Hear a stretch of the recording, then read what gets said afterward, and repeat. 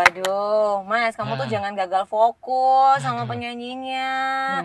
Ingat, usahamu itu belum diurus izinnya loh, Mas. Aduh, aku tuh Cepat diurus. kalau dengar kata ngurus izin tuh trauma aku tuh. Kenapa trauma? Males ketemu dengan atlet-atlet tenis meja. Ini tuh ngomongin perizinan, kok ngomongin atlet. Beda dong, nanti kalau nggak izin nanti itu ilegal. Nah, aku loh, masukkan berkas di pingpong sana.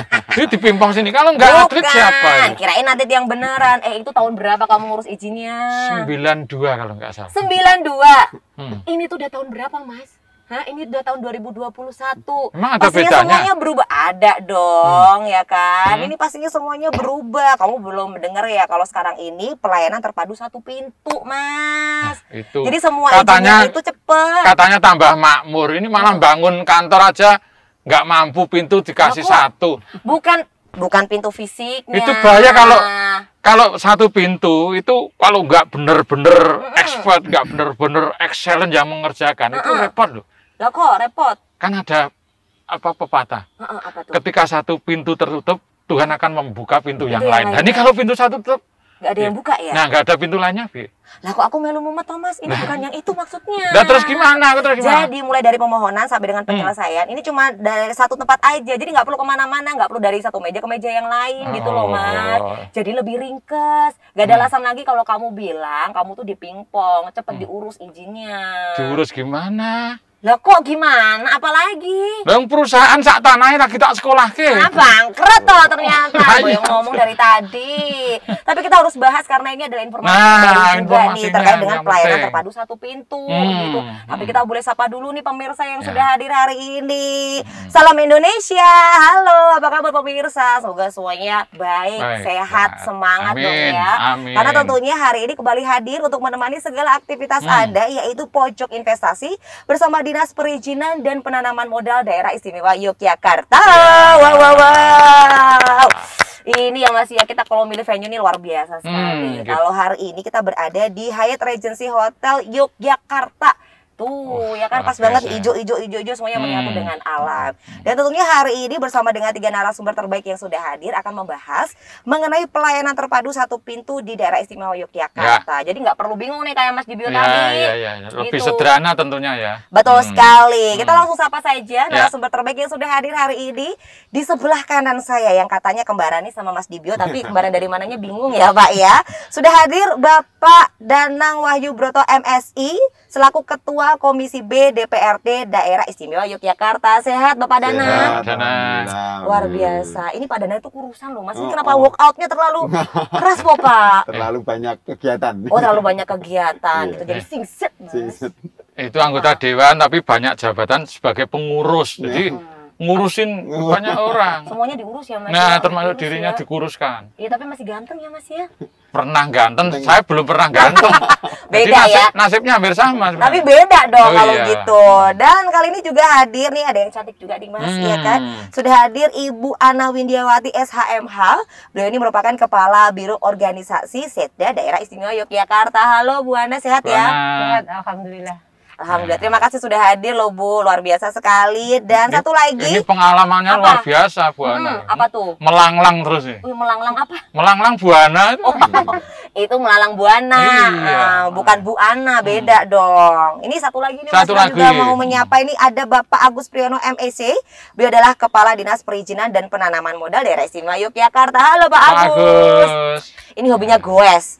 Kamu juga harus ikutan goes gitu loh. Ini bisa loh Pak, kalau suruh ngelapin keringat ini juga bersedia kayak gitu. Sampai tulisan di namanya tuh Agus itu. Bukan goes tapi Agus. Iya, dibaca Agus. Aku seneng goes itu. Oh, aduh, ternyata ada singkatannya. Terima kasih untuk Pak Danang, Bu Ana dan juga Pak Agus yang sudah hadir hari ini dan akan berdiskusi mengenai pelayanan terpadu satu pintu di daerah istimewa Yogyakarta.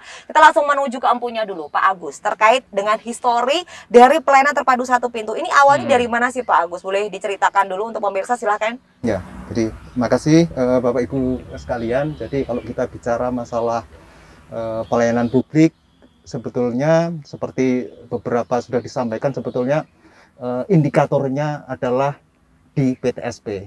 Jadi kalau melihat sejauh mana kualitas pelayanan publik baik itu di level provinsi, kabupaten atau kota, lihatlah dulu itu PTSP-nya. Apa itu PTSP? Kira-kira seperti ya. Pelayanan terpadu satu pintu. Jadi pelayanan secara terintegrasi, mulai dari memasukkan permohonan sampai nanti keluar di situ. Jadi satu pintu gitu ya. Kalau dulu mungkin banyak pintu, banyak jendela juga mungkin gitu ya. Sekarang satu pintu, memasukkan dari situ, keluar juga ngambil nanti dari situ. Nah itu kira-kira seperti itu. Memang kalau kita bicara PTSP, mengapa muncul PTSP? Itu karena tadi sudah di awal sudah dibuka. Dulu mungkin orang bayangkan begitu ya Pak ya. Baik itu mungkin mengalami langsung ataupun dari keluarga, dari teman. Wah, pelayanan itu mumet, ribet, panjang, dipimpong tadi gitu ya. Oke, sana sini ya Pak ya. Betul. Terus mungkin nggak jelas kapan mau selesai, nggak jelas. Pelayanannya nggak jelas juga, itu kan galak-galak. Nah, mungkin itu. Untuk mengatasi itu semua, makanya dalam rangka untuk memajukan pelayanan, dicanangkan pelayanan terpadu satu pintu. Ini secara nasional, tidak hanya di level provinsi kabupaten, tapi secara nasional. Sama, secara nasional, makanya sekarang itu ada evaluasi sejauh mana kemajuan yang diperoleh, dibuat oleh masing-masing provinsi, kabupaten, ada penilaian dari berbagai lembaga gitu ya. Di samping kita sendiri juga evaluasi diri dengan namanya survei kepuasan konsumen. Itu kira-kira secara sederhana seperti itu, Mbak. Oke. Ya. Ini kan karena ini program nasional, tentunya semua provinsi bahkan kabupaten kota menerapkan ini, Pak ya.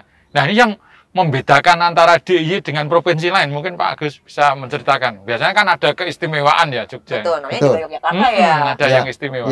Ya. Secara umum prinsip-prinsip kalau standar pelayanan itu sama. Itu ada di undang-undang. Nanti diperkuat ada di Pergub ya, namanya Pergub PTSP. Secara prinsip sama itu ya. Cuma kita tentunya di DIY daerah istimewa kita juga menonjolkan beberapa hal yang harus kita kedepankan, terutama masalah keramahan pelayanan ya. Kita beda lah orang Jogja dengan di provinsi lain.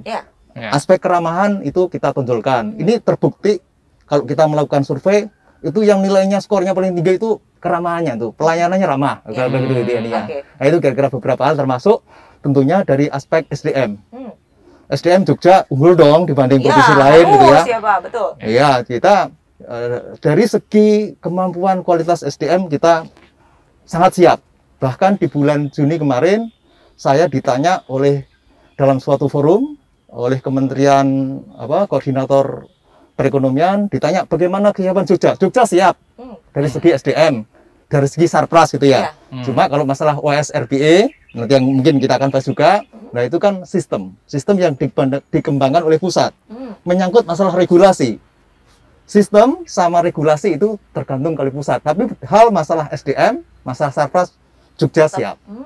Oke, jadi itu yang membedakan Yogyakarta dengan yang lain terkait dengan SDM ya. Orangnya semuanya ramah-ramah.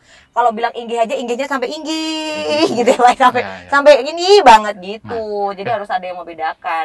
Tapi mungkin kita langsung ke Pak Danang terkait dengan urgensi. Kalau menurut Pak Danang sendiri, urgensi dari PTSP di Yogyakarta ini seperti apa sih Pak kalau menurut Pak Danang? Sementara begini Mbak, ini kan PTSP ini kan sebenarnya implementasi dari Undang-Undang Cipta Kerja ya. Dengan sebenarnya konteksnya itu bagaimana yang disampaikan tadi, yang negatif-negatif ini dipangkas semua. Nah kami melihat judulnya aja pelayanan terpadu satu pintu. Dulu satu atap Pak. Satu atap itu masih banyak jendela, masih banyak pintu. Nah ini lebih canggih lagi. Disempit lagi. Nah harapannya tentu saja bagaimana para pengusaha khususnya investor baik lokal maupun nasional itu lebih bisa mudah memasukkan karya-karyanya atau investasinya di DIY. Nah saya kira ini menjadi satu tugas pemerintah daerah yang ini secara regulasi maupun secara teknis akan disupport oleh Dewan, karena kalau Komisi B ini kan bicara perekonomian Pak. Jadi bagaimana kemudahan perizinan dan ringkesnya birokrasi ini akan mempercepat pertumbuhan ekonomi kita. Betul, setuju. Nah, Komisi B sangat konsen terhadap pelayanan terpadu satu pintu ini. Kemudian yang tadi di pingpong, yang tadi lama itu bisa segera diatasi. Nah, di samping ini amanah undang-undang. Dan yang penting ini Pak Agus. Jadi perizinan ini kalau pengusaha itu dijaga kan ngutang bank. Saya tadi diskusi sama jadi belum acara aja kita udah mumet Pak, soalnya diingetin cicilan gitu loh. Jadi satu itu harapannya masuk itu berapa menit itu bisa segera keluar. Nah, itu yang pertama. Kemudian yang kedua, saya selalu mengkritisi terkait bagaimana sistem yang baru yang canggih ini tersosialisasi, Pak. Jadi kadang teman-teman pengusaha ini dikasih sekian syarat, tetapi tidak pernah dibangun narasinya. Bahwa kenapa toh dibutuhkan tanda tangan sebelah usaha. Ini narasinya harus jelas, sehingga kesadaran itu untuk mengurus itu tidak memeng. Terus tidak lagi muncul jasa-jasa pengurusan perizinan. Ini juga, ya, Pak, ya. Bahasanya Mbak Anggun calo itu. Intinya, kami di masyarakat itu pengen setiap poin yang menjadi syarat itu ternarasi dengan baik dari dinas. Sehingga maunya kenapa harus terpenuhi ini juga untuk kita semua. Tidak hanya kepentingan pemerintah, tetapi justru kepentingan masyarakat itu sendiri. Nah, kami selalu mendorong, Bu, sosialisasi karena masyarakat dan pemerintah itu kadang ada gap di masalah komunikasi dan informasi. Nah, ini menjadi PR. Kita maunya sudah ringkas, sistemnya sudah bagus, sudah sudah tersistem dengan baik, tapi kalau itu tidak ternarasikan dengan baik, tidak tersosialisasikan dengan baik, itu juga aja bohong. Terus brandednya masih seperti Mas Dibyo tadi tahun 92 itu anggar ngurus perizinan, wes lemes panjang, biaya tinggi, dan itu urung apa-apa wes tombok sih. Harapannya usaha ini badhe, tapi wes bayang ke wah iki kok pengeluaran untuk izin ya. Saya kira itu dari itu. Oke, ini menarik sekali, artinya kebijakan-kebijakan itu harus tersampaikan dengan baik dan tidak terkesan hanya milik segelintir elit ya Pak ya. Tapi justru masyarakat harus paham karena yang merasakan manfaat dan menggunakan memang masyarakat. Begitu. Karena memang kalau kita berbicara sosialisasi, ini kan banyak sekali bentuknya ya Pak ya. Karena masyarakat kita ini beragam. Jadi masih harus mencari formula yang pas untuk sosialisasi agar bisa terserap dengan baik oleh masyarakat. Kita akan beri sejenak, kita nanti lanjutkan lagi tapi setelah jeda. Pemirsa jangan kemana-mana karena sesaat lagi Pojok Investasi bersama DPPM DIY akan segera kembali.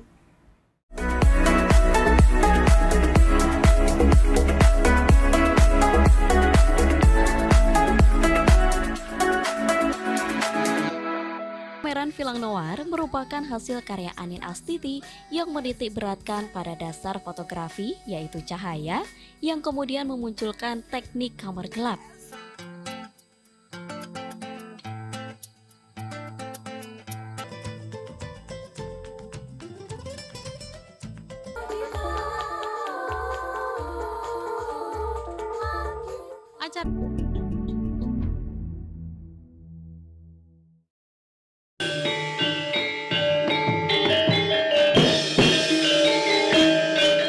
Waspadakno pasuryanipun Kakang Yayi.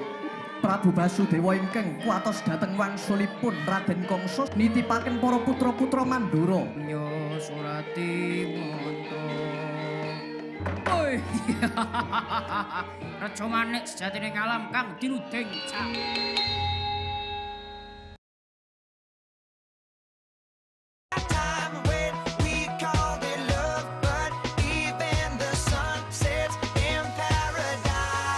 Atau tamannya Pulau Jawa, Magelang dijuluki sebagai kota sejuta bunga.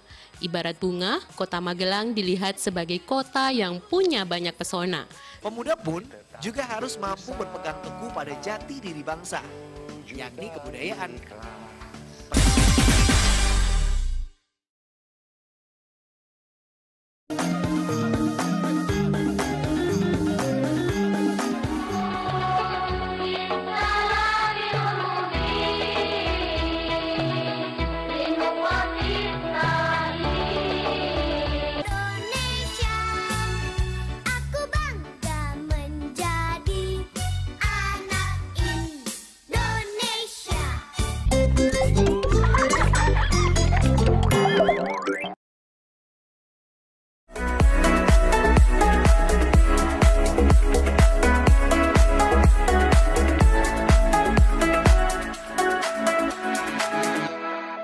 Masih bersama kami di Pojok Investasi bersama Dinas Perizinan dan Penanaman Modal Daerah Istimewa Yogyakarta. Itu pemirsa yang mungkin baru saja bergabung, wah ini tenang saja, belum telat ya, karena kita tadi baru satu segmen, kita masih ada beberapa segmen untuk berdiskusi bersama dengan 3 narasumber, ada Pak Danang, Bu Ana, dan juga Pak Agus terkait dengan pelayanan terpadu satu pintu di daerah istimewa Yogyakarta. Diharapkan pemirsa ini juga paham terkait dengan pelayanan tersebut ya Mas ya. Iya, apalagi pemilik usaha nih ya. Iya, apalagi yang ingin berinvestasi itu ini menjadi hal yang penting. Betul sekali. Kita langsung menuju ke Bu Ana terkait dengan pelayanan terpadu satu pintu. Ini adalah penyederhanaan birokrasi sebenarnya Bu ya. Ini sebenarnya apa yang ingin dituju dengan adanya pelayanan terpadu satu pintu ini Bu? Iya, oke, makasih Mbak. Jadi intinya adalah apa ya? Intinya adalah masyarakat puas, gitu ya. Pelanggan puas. Nah, ketika pelanggan puas ini tentu saja harus didesain, gitu, harus didesain apa yang namanya bagaimana cara puas itu. Jadi misalnya bagaimana pelayanannya, bagaimana SDM-nya, bagaimana kemudian inovasi-inovasi yang kemudian selalu harus dibangun untuk kemudian betul-betul memuaskan pelanggan. Intinya itu sih. Intinya itu. Ya. Kalau memuaskan pelanggan. Iya. Kalau sejauh ini apa Bu yang sering menjadi perbincangan? Kayaknya kurang ini. Kurang di inovasi dari ini. Dari beberapa indikator kepuasan tadi ya Mas ya? Iya.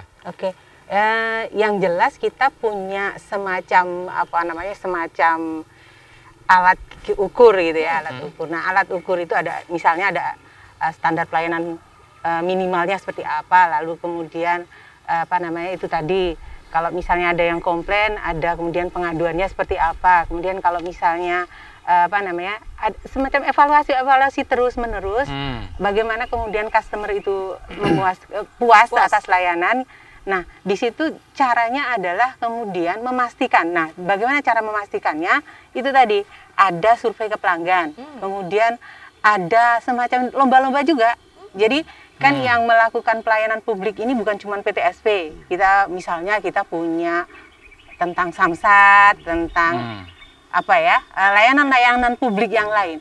Nah, ini berkompetisi untuk kemudian saling memberikan yang terbaik kepada customernya. Di situ ada lombanya.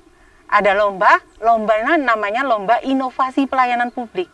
Nah, ini kebetulan PTSP juga pernah mengikuti lomba itu. Kemudian ini tahun depan juga akan kita ikutkan lagi menjadi itu. Nah, ini diharapkan semua perangkat daerah yang punya layanan publik itu harus berinovasi bagaimana kemudian meningkatkan layanannya, mempercantik layanannya supaya kemudian lebih menarik gitu.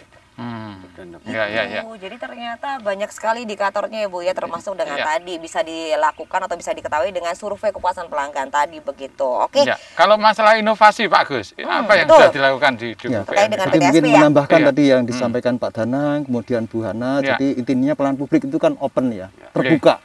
Jadi memang ada standar pelayanan, standar operasional prosedur, tapi sangat terbuka dengan kemajuan, dengan inovasi itu ya. Jadi untuk memastikan itu ada kemajuan, makanya ada namanya penilaian oleh kementerian lembaga, ada Menpan RB. Kemudian ada dari Kementerian Investasi, BPK masuk, KPK masuk, Kementerian Dalam Negeri akan masuk. Banyak banget gitu kan. Termasuk kami secara intern melakukan namanya survei kepuasan konsumen. Itu ada 9 indikator, nanti terlihat elemen mana yang kira-kira masih dianggap oleh masyarakat itu perlu ditingkatkan. Terus terang kalau kami sampaikan untuk kami di BPM itu yang masih kurang adalah satu terkait dengan masalah kesesuaian antara yang harus misalnya izin ini harus selesai sekian hari, faktanya itu masih melebihi. Itu satu.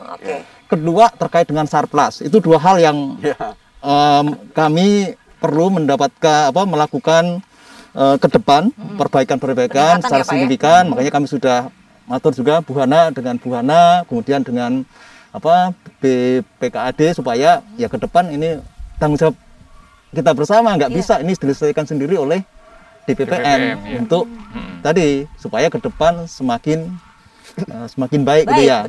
Ya, itu termasuk tentunya kami dari segi internal kami selalu berupaya untuk bagaimana supaya kualitas pelayanan itu meningkat atau pelayanan primanya itu tercapai, kualitas SDM. Kami berupaya, kami sudah matur dengan Kepala Badan Kepegawaian Daerah, ya perlu di BPM ini staf-stafnya diberikan pelatihan bagaimana melayani secara prima. Selama ini mungkin belum dilakukan. Kami sudah, ini dalam artian bersepakat, sudah kirim surat ke BKD, insya Allah nanti minggu depan itu ada pelatihan. Pelatihan pelayanan prima. Nah ini tujuannya adalah tadi untuk supaya pelayanan prima benar-benar bisa kita dapatkan gitu ya. Tadi yang pertama, mengapa masih terjadi gap antara yang seharusnya dengan yang sebetulnya terjadi mengenai lama izin itu keluar. Tadi disampaikan PTSP, pelayanan terpadu satu pintu, masuk dari tempat kami, kantor kami, keluar dari DPPM juga, gitu ya. Namun di tengahnya prosesnya itu menyangkut banyak OPD. Nah ini yang artinya kami adalah koordinator OPD terkait dengan pemberian atau pengeluaran izin. Ini yang seni tersendiri. Bagaimana kita meyakinkan kepada OPD lain bahwa ini loh, ini tanggung jawab kita bersama. Kita punya standar waktu yang harus diselesaikan. Nah ini sama-sama mari kita patuhi. Nah ini kira-kira seperti itu. Itu kira-kira. Itu masing-masing OPD juga ada katakanlah deadline atau timeline itu Pak ya? Sudah. Jadi itu terintegrasi di DPPM juga. Betul, ada itu kalau standar operasional prosedur itu udah rinci. Di OPD ini harus sekian hari selesai. Di OPD ini harus sekian hari selesai. Itu secara peraturan seperti itu. Prakteknya itu ada dinamika itu makanya ini masih PR kami untuk bagaimana kita mempunyai mindset yang sama untuk sama-sama kita mematuhi standar operasional prosedur yang sudah kita sepakati bersama juga, kira-kira seperti itu.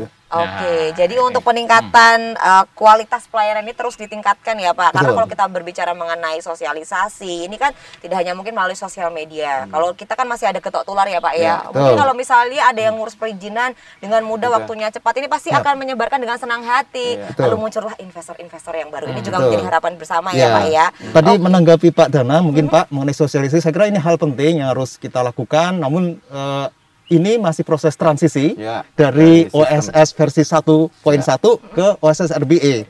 Terus terang secara sistem ini pun di pusat juga masih bertransisi, termasuk 2 hari lalu. Terus terang kami sampaikan pada Deputi Bidang Kerjasama Penanaman Modal, kami sampaikan ini beberapa hal yang kami hadapi di DIY terkait dengan sistem yang baru. Sudah disampaikan ke timnya, katanya akan segera dicari solusi. Kira-kira ini masih proses transisi. Beberapa waktu ke depan pasti ini akan terjadi dinamika itu terjadi gitu ya. Kira seperti ini ya. Bagaimana Pak Danang ini? Mungkin yang ingin menanggapi. Ini tadi Pak Agus sepakat, tadi kita diskusi ya terkait itu bahwa kewajiban pemerintah itu mensejahterakan masyarakat. Ini perlu saya garis bawahi. Ini mewakili DPRD. Nah, kewajiban itu tentu saja dengan program-program kegiatan yang sekian banyak. Salah satunya adalah pelayanan. Jadi semua OPD yang ada di pemerintahan itu memang tupoksinya pelayanan terhadap masyarakat. Kalau masyarakat itu sudah dilayani dengan baik, tentu saja semua imbasnya itu pada produktivitas. Kan begitu. Sehingga pertumbuhan ekonomi, pendapatan itu akan meningkat. Sehingga perizinan ini sangat penting bagaimana kewajiban pemerintah mensejahterakan itu yang pada akhirnya masyarakat sendirilah yang akan mengangkat kesejahteraan itu. Jadi APBD provinsi itu kontribusi terhadap PDRB itu hanya sekitar 5-6%. Yang 95 itu masyarakat dan ada di kabupaten kota tentu saja. Nah, saya kira bahwa proses bagaimana kesejahteraan itu sebagai regulator, sebagai pemerintah ini benar-benar menjadi efektif, efisien karena masyarakat itu hanya butuh diayomi, butuh dijamin begitu. Sehingga kalau tadi kami tahu persis kelemahannya di Pak Agus itu mau teman-teman tuh mau untuk optimal gitu ya. Tetapi ternyata ya gedungnya harus fasilitasnya itu minim. Pak Agus ini jenis kepala dinas yang nerimo gitu. Jadi kami itu juga Pak Agus sebenarnya untuk nangkep investor yang itu nanti nilainya triliunan ya kantornya ya koyok bintang 5 lah betul, harus mewah gitu loh Pak, nyaman.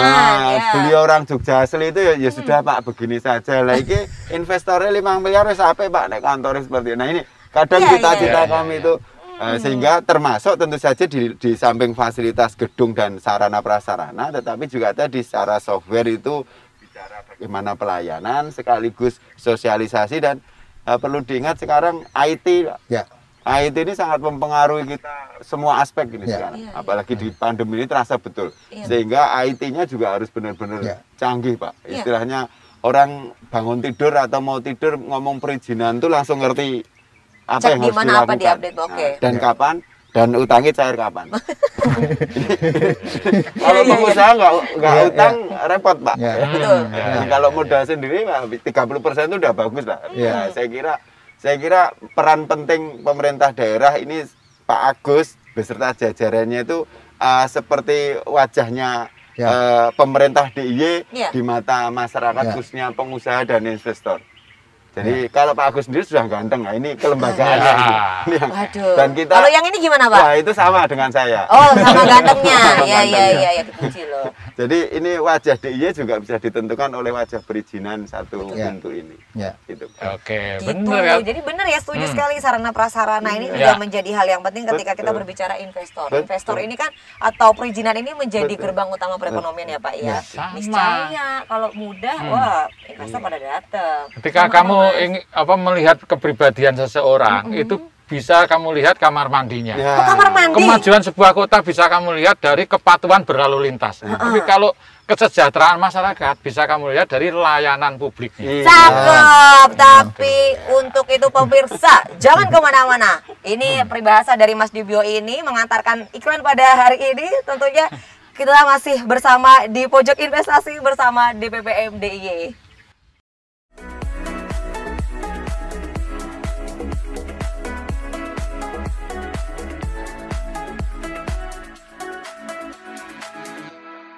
Ya pemirsa, Anda masih bersama kami dalam Dokter Kita malam hari ini, radioterapi sebagai salah satu modalitas dalam penanganan kanker. Naik ke bagian sarafnya misalnya gitu kan jadi nyeri.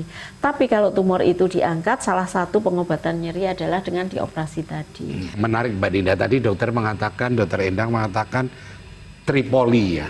Artinya ada polidepsi, poliuri, dan polipagi.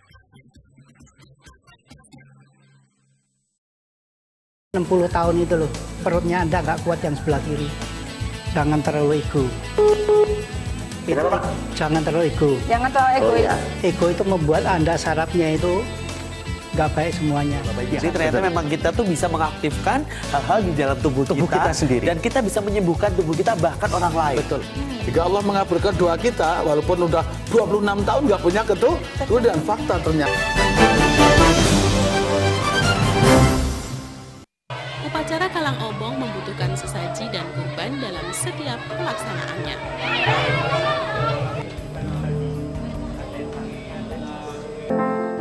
Kekayaan seni budaya bumi di Gunung Kidul dan kota Yogyakarta tak henti-hentinya bersinar. Dalam episode kali ini, aset seni budaya di Gunung Kidul dan Yogyakarta tentunya masih terus mewarnai.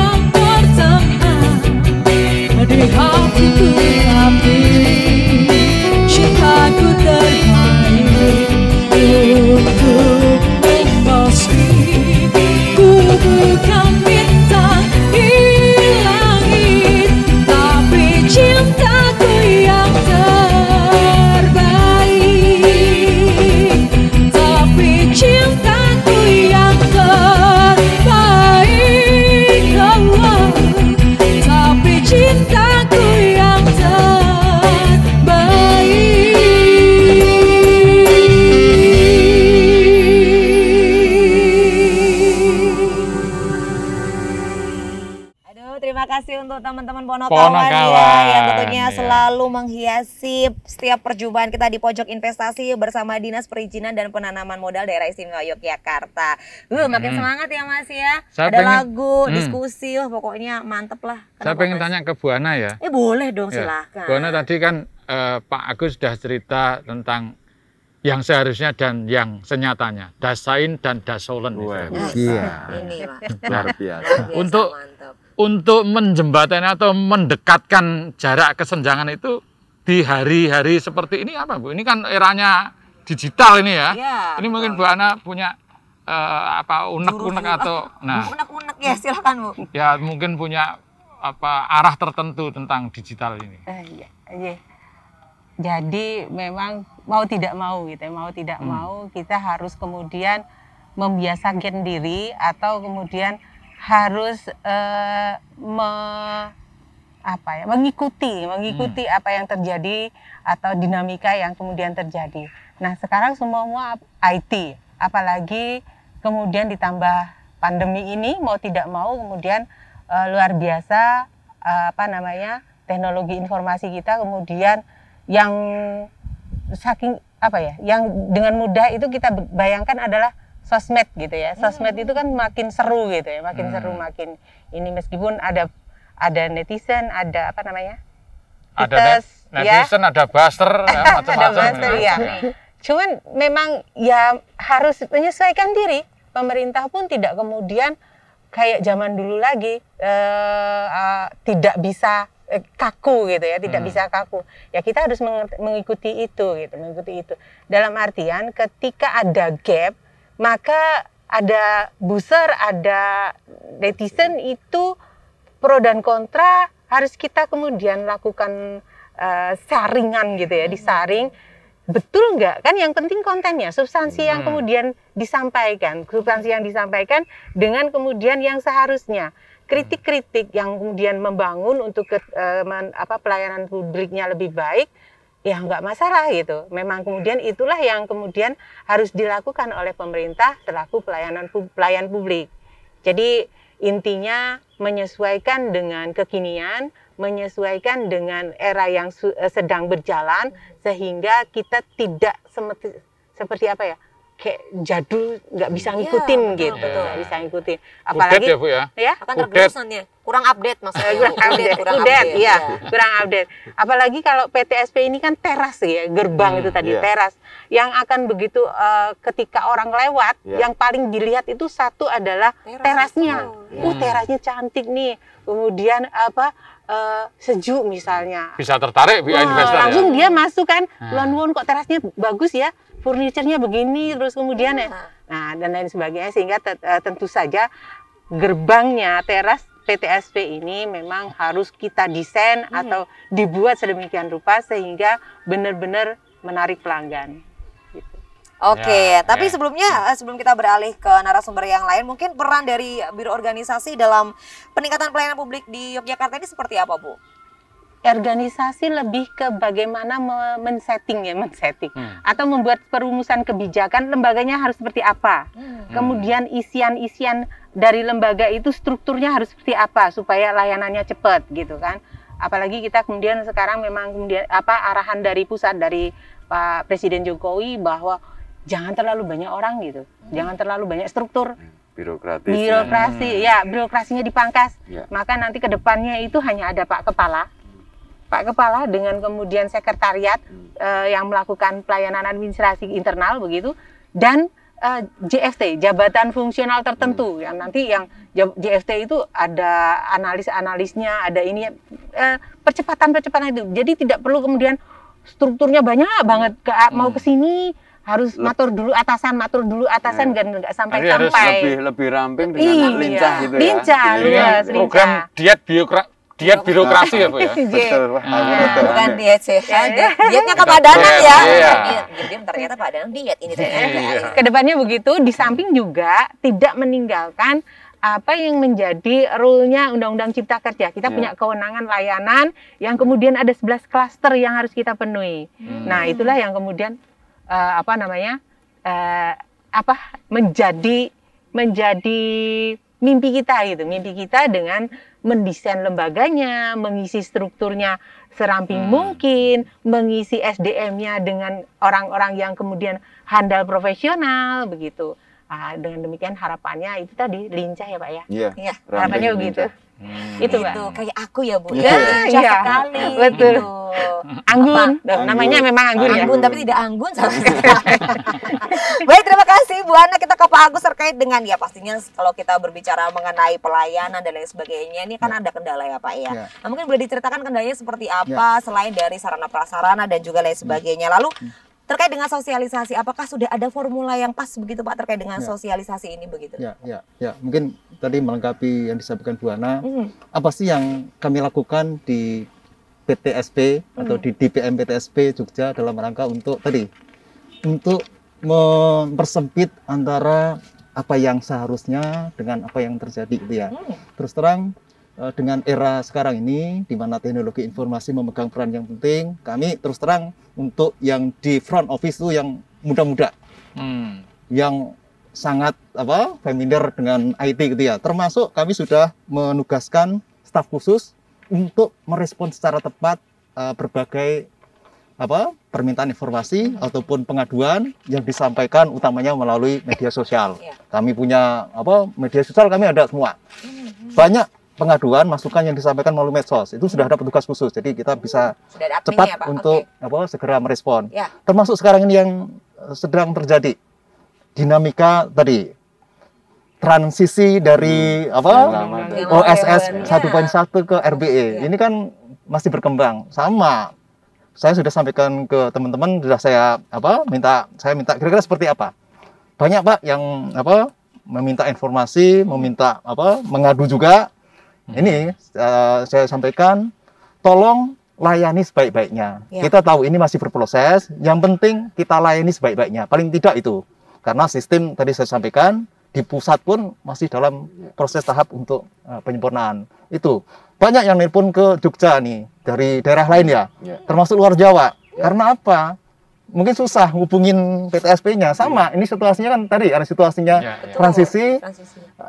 Masih berkembang, ya akhirnya ke Jogja banyak yang masuk ke saya bahwa minta informasi dari Jogja. Nah, itu kira-kira yang yang kita lakukan dalam rangka untuk untuk di samping tentunya kami sendiri juga harus catch up dengan dengan IT, dengan medsos, sama termasuk saya, Mbak Anggun juga kan sering baca ID saya tuh ini. Iya, betul. Iya, monggo aja ya. Jadi tidak hanya kita menuntut yang melayani untuk melek dengan IT, enggak. Saya sendiri termasuk para kabit saya harapkan juga, saya minta supaya juga sama menggunakan teknologi ini untuk bagaimana supaya pelayanan ke depan menjadi lebih baik gitu ya. Ini ya. Bicara masalah kendala gitu ya. Kendala tentunya ada, tadi sudah saya sampaikan.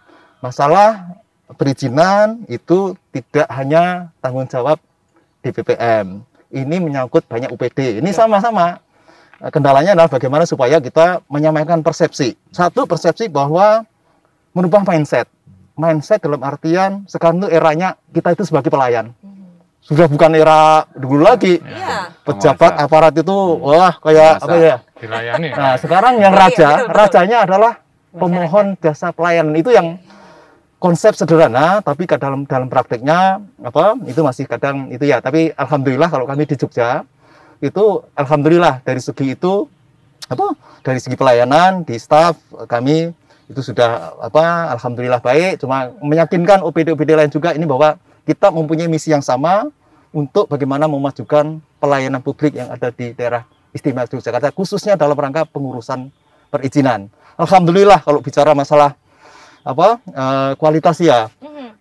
Bulan Maret lalu ada penilaian dari Kemenpan RB. Alhamdulillah untuk PTSP atau DPM PTSP DIY sudah atau dikategorikan dianugerahi sebagai penyelenggara pelayanan publik yang berkategori sangat baik. Aminus nilainya. 4,47. Kurang sedikit. Ke 4,5.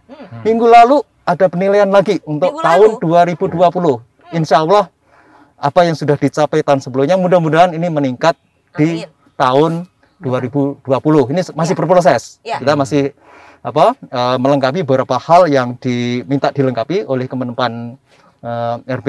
Ini tujuan kita supaya tadi dari ke waktu kita menginginkan supaya ada perbaikan. Ya. Oke. Gitu ya. Saya tekankan kepada semua staf bahwa nggak mungkin kita itu sama saja. Iya. Apalagi malah menurun gitu ya. Kita termasuk orang yang rugi kalau tidak ada perubahan. Walang asrinya itu nggak jalan nanti gitu ya. Ke depan harus lebih baik. Betul sekali. Itu kira-kira, Mbak. Lebih baik terus ya Pak ya. Dan ini juga diharapkan tidak hanya dari SDM dari DPPM saja, tapi juga masyarakatnya. Begitu. Jadi harus ada kerjasama yang baik agar semuanya ini bisa berjalan dengan lancar gitu, Mas. Ya, oke. Untuk itu kita tidak anti kritik gitu ya. Silakan masyarakat termasuk dari Dewan, monggo kalau ada masukan kepada kami selaku tadi penyelenggara pelayanan publik, kami sangat senang kalau ada masukan yang konstruktif kiranya gitu ya. Karena ini demi kepentingan bersama gitu ya. Untuk masukan-masukannya, tapi kita break sejenak begitu ya. Untuk pemirsa jangan kemana-mana karena seusai jeda Pojok Investasi bersama DPPMDI akan segera kembali.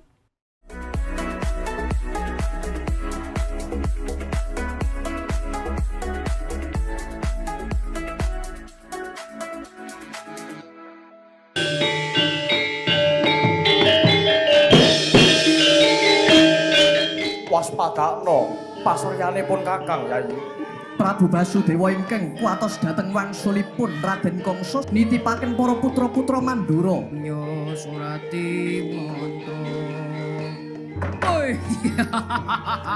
Raja Manik sejatine ngalam kang dinuding cak.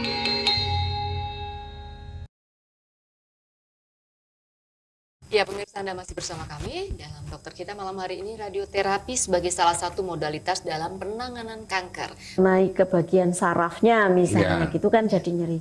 Tapi kalau tumor itu diangkat, salah satu pengobatan nyeri adalah dengan dioperasi tadi. Menarik Mbak Dinda, tadi dokter Endang mengatakan tripoli ya. Artinya ada polidepsi, poliuri, dan polipagi. 60 tahun itu loh, perutnya Anda nggak kuat yang sebelah kiri.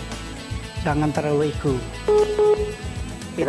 Jangan terlalu ego. Jangan terlalu egois. Ego itu membuat Anda sarafnya itu nggak baik semuanya. Jadi ternyata memang kita tuh bisa mengaktifkan hal-hal di dalam tubuh kita sendiri. Dan kita bisa menyembuhkan tubuh kita bahkan orang lain. Betul. Jika Allah mengabulkan doa kita, walaupun udah 26 tahun nggak punya keturunan, fakta ternyata.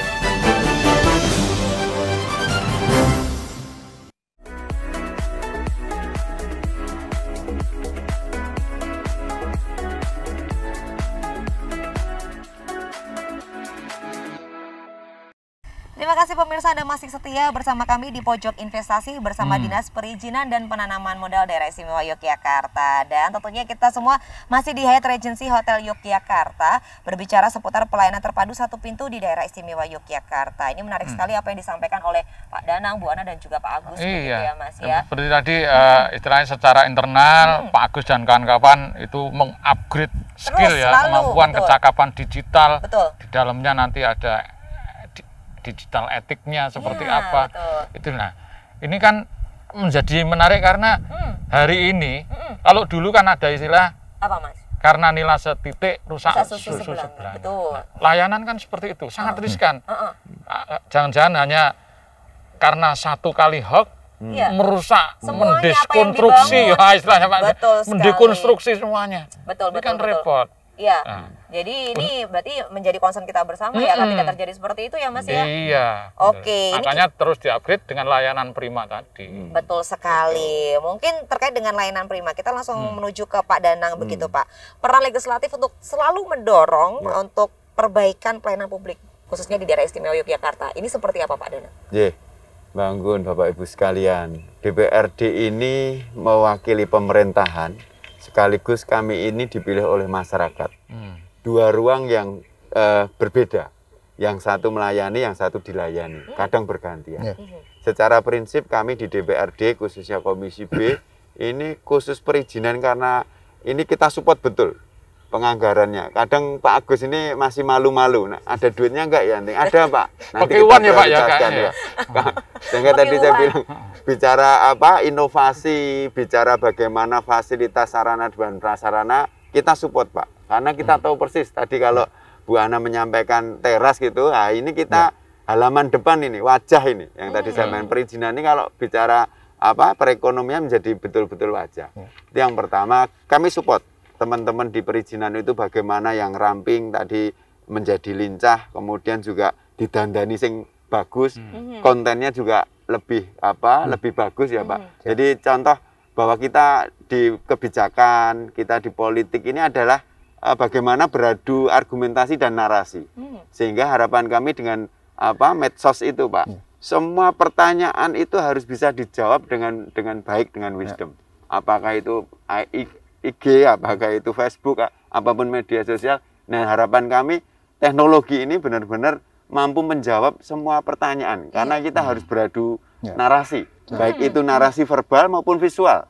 Ini kan kita sedang menarasikan bagaimana pemerintah berupaya di sektor perizinan dan perekonomian ini di masyarakat melalui visual. Ini kan target-target itu kan harus dilakukan. Kemudian yang kedua, kami ini juga mewakili masyarakat pemilih kami. Sehingga bagaimana benar-benar pemerintah ini tidak hanya jargon atau tidak hanya sekedar tulisan tagline gitu ya. Tetapi benar-benar itu nanti implementatif. Artinya ya benar-benar ketika sudah kena dapat webnya, dapat alamatnya, dapat itu juga benar-benar mudah. Betul. Artinya jangan hanya cuman syarat, kalau tidak terpenuhi syarat tidak bisa diproses. Sehingga ini kami selalu sampaikan bahwa Pak, masyarakat ini harus diajak untuk kenapa sih kok butuh ini, alasannya apa, latar belakangnya. Informasinya, Pak. Nanti tujuannya apa, dan semuanya kembali ke masyarakat. Nah, saya kira masyarakat ini juga tidak semuanya itu, contoh Pak, kalau dari luar Jogja mau masuk Jogja kan mesti harus ada orang-orang yang di Jogja. Nah, ini yang kita juga harus mulai tokoh masyarakat, kemudian tokoh-tokoh pemuda atau pengusaha-pengusaha pemula di DIY ini juga mulai tersosialisasi. Bagaimana poin-poin ini bisa terpenuhi, ini dengan harapan kesadaran mereka untuk, oh ya ini penting nih. Nek nomor telu ini tidak terpenuhi, ini kita akan rugi nih. Nah, mungkin AMDAL. Dan kemudian karena itu satu pintu Pak, ini di belakang satu pintu tuh hampir semua OPD itu terlibat Pak, Bapak Ibu sekalian. Nah ini memang berat Pak Agus ini, karena OPD ini juga kadang visinya, iki muka wajahnya Jogja, terasnya Jogja ini kadang juga harus disinkronkan Pak. Nanti kalau perlu kita juga dengan Pak Sekda itu biar tidak hanya biro organisasi gitu, tapi sekaligus ke Pak Sekda. Jadi ketika bicara satu pintu bahwa di belakangnya itu ada OPD terkait, ini harus solid, harus sama langkahnya. Jangan nanti salah satu OPD nggak dong atas visi ini, yo mesti mundur waktunya. Dan sekali lagi mundur itu kerugian masyarakat Pak.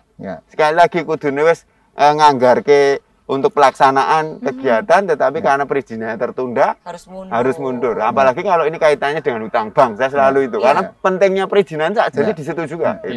Itu kalau utang banknya itu terlambat pencairan, itu mundur semua. Jadi kalau saya mewakili masyarakat, kalau bicara satu pintu, betul-betul tanggung jawab Pak Agus itu berat. Kami support Pak dari Komisi B selaku pemerintahan.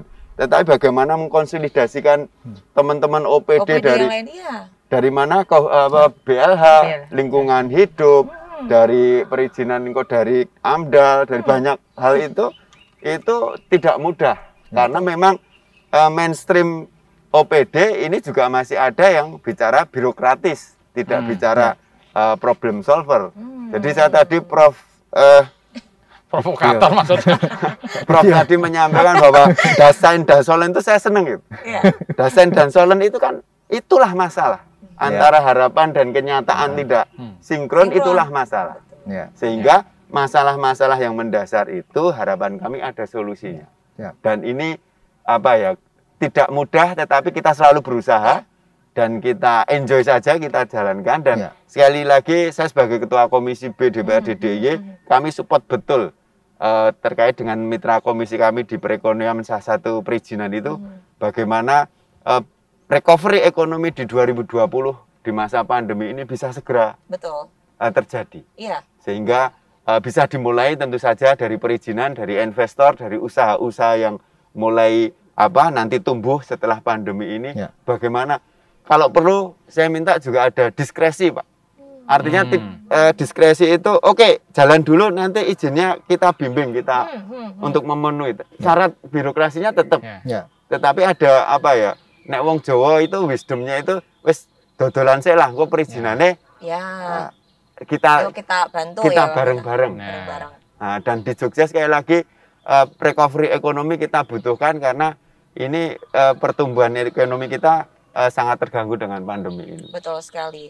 Jadi setuju ya, kalau untuk sosial media ini bisa jadi sebagai jembatan sebenarnya jembatan masyarakat dengan OPD terkait. Jadi memang harus benar-benar nih kalau kita berbicara mengenai sosial media ataupun juga IT, begitu loh Mas. Oke, mungkin kita menuju ke Bu Ana terkait dengan sekali lagi mumpung ada Pak Agus, mungkin ada pesan-pesan ataupun juga ide semangat mungkin juga ya, karena tadi Pak Dana juga mengutarakan bahwa Pak Agus ini tanggung jawabnya ini besar sekali begitu. Silakan Bu Ana. Yang jelas kalau terkait dengan lembaga bentukannya nanti itu kita masih tahun depan ya Pak ya. Tetapi ini kan tidak bisa menunggu. Artinya memang langkah-langkah untuk kemudian PTSP ini harus tetap jalan cepat gitu sesuai arahan Pak Presiden. Maka khusus untuk yang PTSP di tahun ini akan kita lakukan perubahan gitu ya, perbaikan terkait dengan penyesuaiannya dengan penyesuaiannya dengan penyederhanaan birokrasi, juga penyesuaiannya dengan Undang-Undang Cipta Kerja yang memang itu di-PR-kan untuk PTSP itu didulukan, tidak kemudian menunggu regulasi yang kemudian itu tadi Pak, kalau yang disampaikan adalah diskresi, maka ini salah satu terobosan diskresi Bapak yang kemudian harus menjadi kewajiban kita untuk segera melaksanakan itu gitu. Untuk segera melaksanakan perbaikan-perbaikan yang harus dilakukan oleh PTSP. Oke, jadi selalu perbaikan-perbaikan ini menjadi PR ya Bu ya. Pokoknya segera diperbaiki begitu. Oke, langsung ke Pak Agus ya Mas ya. Untuk Pak Agus mungkin closing statement ataupun juga informasi-informasi penting yang ingin disampaikan ke masyarakat terkait dengan pelayanan terpadu satu pintu. Silakan Pak. Jadi kami sadar peran strategik dari DPM PTSP, DIY sebagai wajah indikator pelayanan publik yang ada di Yogyakarta. Untuk itu kami selalu dari waktu ke waktu berupaya untuk meningkatkan kualitas pelayanan. Jadi pelayanan terbaik adalah komitmen kami. Terima kasih. Oke, luar biasa. Boleh kita kasih tepuk tangan dong. Jadi tidak usah ragu ya, apalagi untuk pemirsa yang ingin berinvestasi di Yogyakarta, semuanya sudah dipersiapkan. Pokoknya karpet merah ya kan yang kita sebutkan. Untuk investor. Dan tadi yang menarik ya di injury time tadi kita harus berani melakukan langkah terobosan dengan diskresi. Dan Pak Danang CS di teman-teman di Dewan ini juga karena istilahnya lomo ya, itu mesti ultra petita Pak. Mengabulkan lebih dari yang diminta. Wow, lebih dari ekspektasi dan juga lainnya. Baik, luar biasa. Terima kasih untuk Pak Danang, Bu Ana dan juga Pak Agus sudah menyempatkan waktu untuk berdiskusi menarik hari ini tentang pelayanan terpadu satu pintu di DIY.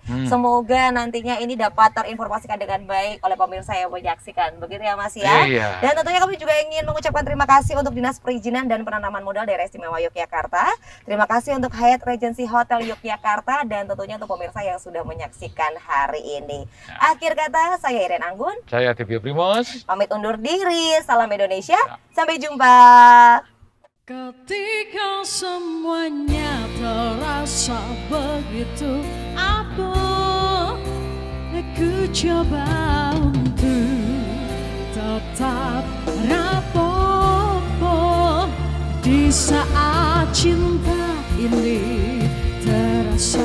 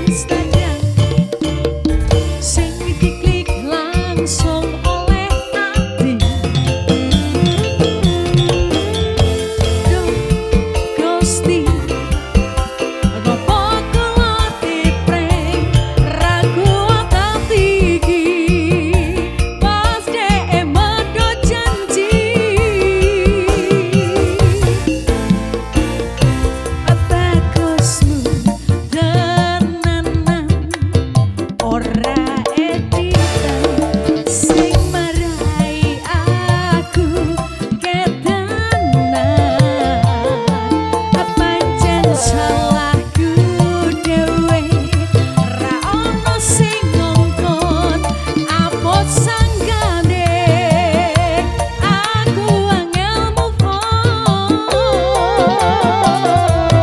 ketika semuanya terasa begitu abot aku coba untuk tetap rapopo di saat cinta ini terasa